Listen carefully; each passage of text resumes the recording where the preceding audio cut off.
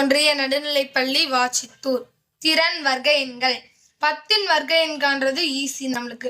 10 10ஆல பெருக்குனா 100 கிடைக்கும். அப்பனா 100 தான் 10 வர்க்க எண். ஆனா 169 ஒரு வர்க்க எண்ணா என சோதிக்கிறதுக்கு ரொம்ப கஷ்டமா இருக்கும். அதனால நம்ம ஒரு ஈஸியான மெத்தட் இப்ப பார்க்கலாம்.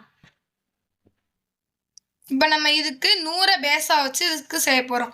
100க்கு 10 × 10 அப்படின்னு வச்சுக்கணும்.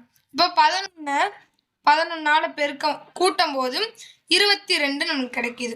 அப்பனா 22ல இருந்து 1 கழிக்கணும். அப்பனா 21.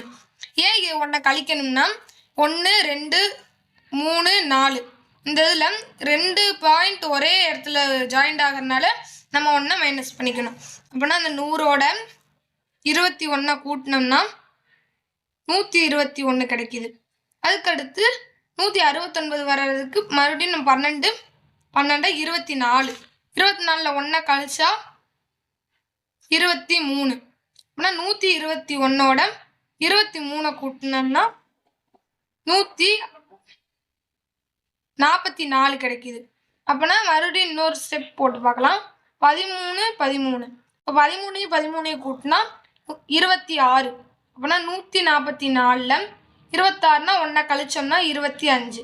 இப்போ 9 6 1 169 கிடைச்சிருச்சு. அப்பனா 169 ஒரு வர்க்க எண் ஆகும்.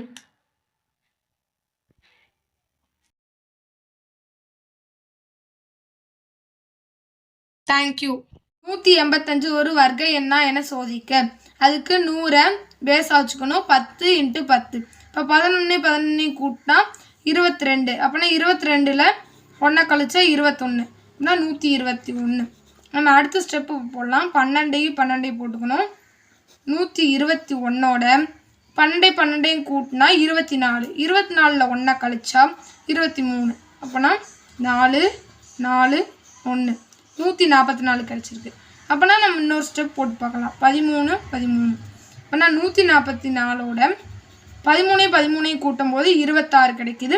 26ல 1 கழிச்சா 25. 5 4 9 4 2 6 1. நம்ம இன்னொரு ஸ்டெப் போட்டு பார்க்கலாம். 14 14 169 கூட 28ல 1 கழிச்சோம்னா 27. இது ரெண்டையும் கூட்டும் போது 16 மீதி 1 7 8 9 மீதி 1 196 கிடைக்கிறது. அப்படியானால் 185 ஒரு வர்க்க எண் அல்ல.